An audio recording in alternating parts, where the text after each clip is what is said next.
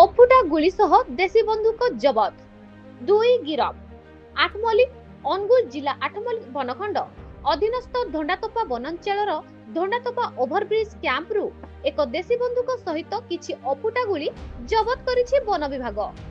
ସୂଚନା ନେବାରେ ଜଣାଯାଏ କି ହାତୀର ଗନ୍ତବ୍ୟସ୍ଥଳ ନିମନ୍ତେ ଧଣ୍ଡାତୋପା ଠାରେ ଓଭରବ୍ରିଜ ନିର୍ମାଣ ହେଉଥିବା କ୍ୟାମ୍ପରେ ରହୁଥିବା କିଛି କର୍ମଚାରୀ ଦେଶୀ ବନ୍ଧୁକ ଓ ଗୁଳି ରଖି ବ୍ୟବହାର କରି ଜଙ୍ଗଲର ଜନ୍ତୁ ଶିକାର କରୁଥିବାର ବିଶେଷ ସୂଚନା ଖବର ପାଇ ବନଖଣ୍ଡ ଅଧିକାରୀଙ୍କ ନିର୍ଦ୍ଦେଶ କ୍ରମେ ସହକାରୀ ବନ ସଂରକ୍ଷକ ଦିନେଶ ସିଂ ମାଝୀଙ୍କ ଉପସ୍ଥିତିରେ ଧଣ୍ଡାତୋପା ବନାଞ୍ଚଳ ଅଧିକାରୀ ବବ୍ରୁବାହନ ସାହୁ, ଧଣ୍ଡାତୋପା ବନପାଳ ଗୌରଚନ୍ଦ୍ର ଦନ୍ତା, ପାଇକସାହି ବନପାଳ ପଙ୍କଜିନୀ ବାହୁଙ୍କ, କୁରାବ ବନପାଳ ନରେନ୍ଦ୍ର କୁମାର ନାୟକ, ଧଣ୍ଡାତୋପା ବନରକ୍ଷୀ ଆନନ୍ଦିତ ସାହୁ, ସୁଭାଷ ସେଠୀ ମିଳିତ ଉଦ୍ୟମରେ ବ୍ରିଜ କ୍ୟାମ୍ପକୁ ଚଢାଉ କରିଥିଲେ। ଚଢାଉ ବେଳେ ଗୁଳି ଭର୍ତ୍ତି ଥିବା ଏକ ଦେଶୀ ବନ୍ଧୁକ ସହ କିଛି ଅଫୁଟା ଗୁଳି ଜବତ କରି 2 ଜଣ ଶିକାରୀଙ୍କୁ ଗିରଫ କରି ଠାକୁରଗଡ଼ ଥାନାକୁ ହସ୍ତାନ୍ତର କରିଥିବା ଦେଖିବାକୁ ମିଳିଛି।